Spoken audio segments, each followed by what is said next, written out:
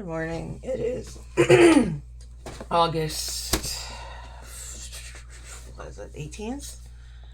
18th? Yes, Sunday. It's about 8:30 in the morning.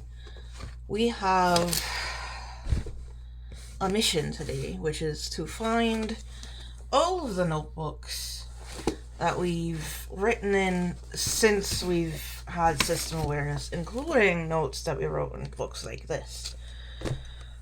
We have since that happened in 2020, this is just a portion of it. So far, I'm going through the stand next to our desk right now. But this was a request from Andrew. It's something that I think we're supposed to be looking through them when we're tripping later. If we're tripping, because we woke up in a weird way. Like, we were, like, weirdly dizzy earlier. So at least one of us is like, do we really want to do that? Do I have any notes in this? In this one. This one. Another, like, system terror reads, especially those. I feel like he's really wanting those. Is there system stuff in this, or is there just really old? Oh, never mind. Yeah. Oh, it's tarot readings, but it's tarot readings from, like, we only did a few in January. A couple of them, I think, were done by Angelica, actually, weren't they?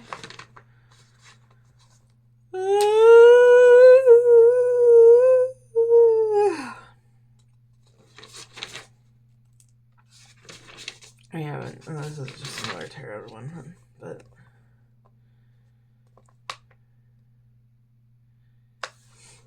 we're supposed to go. I think Andrew wants to write. Actually, I don't even know why I'm bothering to talk about myself in the third person, because honestly, I know better than that by now. I know Stephen falls into that trap as well, and it's a lot unlike. But the reason why that I'm going through all of these is because I want to put. Well, I wish I could put together a dissertation. Obviously, I don't. I am not. We are not in a PhD program of any sort. We absolutely couldn't handle it, probably. However, that doesn't mean that I haven't been spending the past 4 years, at least, roughly, since July 4th, 2020, at the very least, trying to put together information about our system and how it's structured and how we are structured and how what works, what doesn't, whether or not we can handle certain drugs, whether or not we can handle other drugs, that sort of thing. Stephen yesterday did not write more of Pseudopod. He did finish the chapter of Canon Event, which is his Invader Zim fanfic. He did get that up yesterday. He also posted a chapter of You, Me, Myself, and I, which I think we're going to probably change to You, We, Myself, and I. But probably not what's going to be. It's probably not going to change on AO3, though. But I think what I'm going to be doing is putting together information about Stella. Stella is the name that I don't want to say original or a core, because those are not terms that we agree with. Especially since Stephen was the first one to recognize that he was a separate person, then, was his own separate person. With Stella, it's not a dead name either, but because we go by Alex as a collective. But our dead name was Alicia, and Stella is the person who is associated with that name originally. Alex also has a lot of her memories, but it's complicated. Obviously, But finding out that one of our dearest friends may have undergone RAMCOA, which is ritualistic abuse. Something I honestly don't remember what it stands for. It does not apply to us. Our situation is purely because we suffered some fairly heinous injuries when we were really little. So, like, we broke our neck when we were 3. That sort of thing.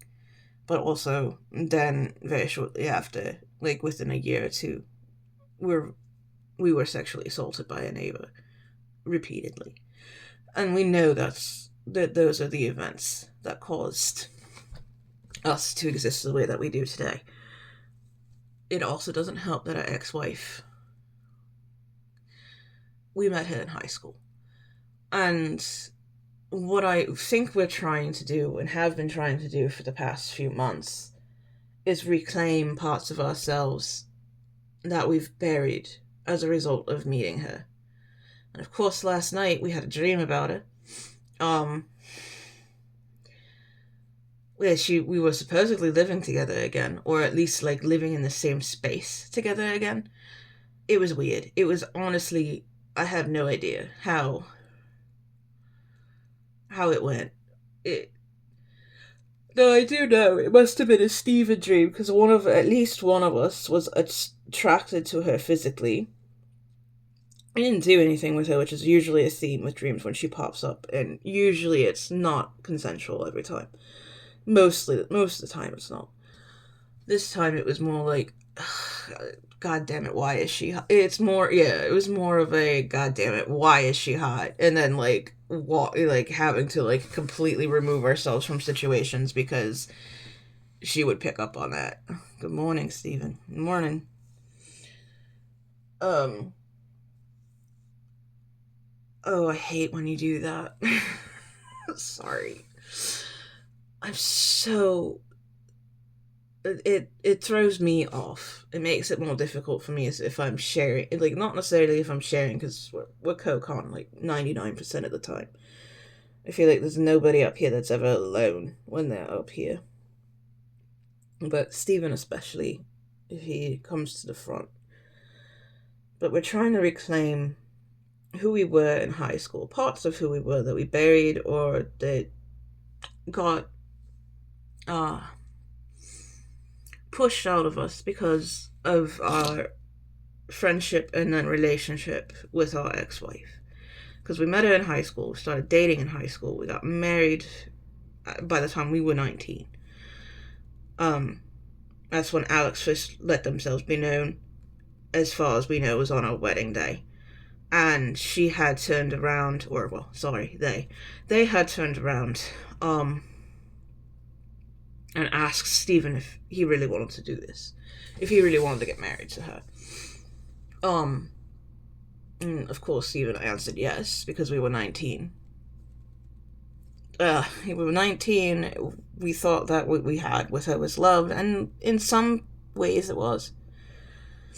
It wasn't a healthy relationship by any means, and it never was from the very beginning. And part of that was because obviously, like, teenagers are not... It's difficult to have healthy teenagers. But, like, mentally healthy teenagers. But our ex-wife entered the military and was a Marine for several years and deployed multiple times. And I'm having trouble with actually staying forward. I'm not sure which one. Hello, Cass. Hi, and... Hold on, sorry. No, you're fine. We were in the middle of doing a task and I interrupted you to do the video. No, you're good. You're good. I understand.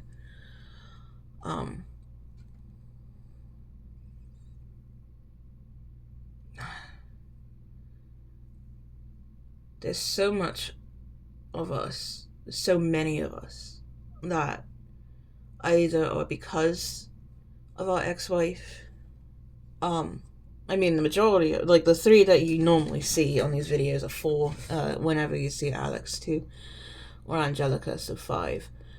The five of us were prior to moving to where we, like, to Delaware. Those were all Sharon Hill. And so that would have been Steven, Stella,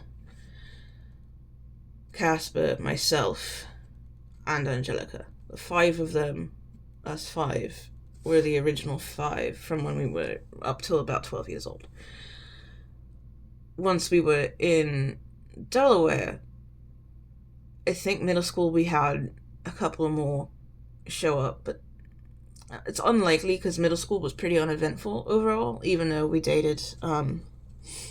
It was the early 2000s and we dated our first girl the same year. So you can imagine, in 8th grade. So you can imagine the homophobia that we experienced just from our classmates and people who didn't understand. And then high school came along and we met the ex-wife and we grew very close to her very quickly. But she was always very, if you are my friend, you would do XYZ. Or, very much just emotionally manipulative, and not necessarily intentionally, at least at that age. But, 14, 15 years old, you don't fully understand what you're doing. By the time you're in your 20s, that was a little bit different, and the behavior didn't really change or grow or get better. It actually got worse the older that we got. So, this light is driving me insane. I don't know if that's better. That's better, I guess. Kind of. I don't know. That's the only light we have, because the one in the ceiling fan that you see above us doesn't work at the moment. And it's because of the chain. It's not because of the actual light bulb itself. It doesn't need to be changed. It's just the chain doesn't pull. We broke it somewhere along the way. But we think all of the fights that we experienced, and also it probably doesn't help that our mother came down with cancer when we were just before we turned 16. She was 39 years old. It was stage 3 when they found it. Stage 3 uterine cancer. What we remember is ovarian. But either way, it affected her ovaries. They had to do a full hysterectomy. She did all the chemo, etc. And according to our brother, which I didn't know this at the time, and I don't think I ever knew this, that any of us ever knew this. According to our brother, she was actually diagnosed as terminal at some point. Once we had moved out. We had gotten married and moved out. Which I didn't know. And she, let's put it this way. It was 20 years. It's been 20 years since she was diagnosed with cancer. She's still here. She's still alive. She's not doing well, from far as I understand. Because we haven't spoken there in over a year. But she's still here. She's suffered so many more physical ailments since the cancer. Cancer definitely started it off, but then she had part of her lung removed because of a fungal infection she had in 2017, and that nearly killed her. And every once in a while I wonder what would have happened if she had died then. Because we wouldn't have made several connections internally at that point if she had died in 2017. And I'm not saying that I wish she had. I know she wishes she had, because she has told us that, which is a whole nother can of worms that, it illustrates the type of relationship that we had with our mother, and one of the reasons why we are not speaking with her at the moment. So, because we are not her therapist, and she has always treated us as such. We are not her co-parent, and she has always treated us as such. We are not we are not her friend. We're her child, and we weren't supposed to ever actually step in as another adult. When we were kids, when we were teenagers, when we were, any of it, all of that. And yet, even to this day, she's like, she doesn't grasp the concept of no contact, and we are no contact with her specifically. We're not with our brother anymore. We've been speaking to him intermittently here and there. Though he was the catalyst of why we went no contact, she's the reason why we're maintaining no contact, like with her. But she had recently, in the past month, messaged us to try to get us to come by and do something for her. Take, I think, the rent to pay the lot rent for their trailer or whatever. Something. And it's like, one, I don't have any money. Two, I don't have a means to get to you, so I don't understand how I'm supposed to help. Because we can't. And the thing is we've always been the fixer of the family. That's just quite literally the role that we play as a child, and we're trying to deprogram that from ourselves, and that is really difficult to do when you are the oldest daughter, even though we don't identify with being, a daughter. We don't necessarily just the oldest sibling. But we have to take care of ourselves, and we've been trying to do that the best that we can while also taking care of our child and our cat for the past year or so. We were ignoring ourselves when we first found out, when I first stepped forward and announced myself as someone separate from Alex. Because it was me who had put ourselves in that position. It was us. It was me. I don't know. We're going to trip today. As long as everybody feels comfortable with that. We did have a little bit of a hiccup this morning with weird dizziness and just feeling off balance, but since we've been upright, it has not been an issue. And we're about to go have breakfast anyway. It's that time of the day. I think I have found every notebook that was over here. I know there's several more that we've squared away somewhere else. There's a couple in the living room. I at least want the notebooks. I know that there's all these documents that we have online on Google Docs that we're going to have to go through as well. But I want to start putting it together, because I understand that this is all supposed to be, and I know that there's writing that we've burned and stuff too, but I want to put it all together as a story. But I don't want to put it together in a story format. I want to put it together in a dissertation format, which of course I've never read anyone's dissertation, but my understanding is that they're basically a book anyway. And the research that we've done is all on ourselves, so it's not like I have to, the studies that we've done are on ourselves. We've been, at least for the past 2 years, been noting how much, if we're taking any drugs whatsoever, how much we're taking, when we're taking it, what kind, because we've noticed with edibles, for example, that we react a little differently to gummies than we do to the chocolate. That sort of thing. And we respond differently to the gel tabs when we had them, and we respond very differently from those to the Mickey tabs, which those are not. Those have been behind multiple unpleasant experiences. And it's not that we're completely avoiding them, but I think at the moment we're just not ready to take them yet. But that's one of the reasons why I wanted to take the shrooms. Because I wanted to see how we react to shrooms. We have only had shrooms once, and that was 6 years ago. Yeah, it was 6 years ago. And it came with a very rough situation. So I wanted to experience that without that hanging over us. And see, and make notes, and see how that goes. Because the attempt here is for me to be able to take control and start making the major decisions of our life, which Stephen has a very difficult time letting go of. It's one of the things we talked about yesterday in a notebook, which is going to be part of whatever. It's going to be non-linear, and it's going to be very much me putting things together as best as I can.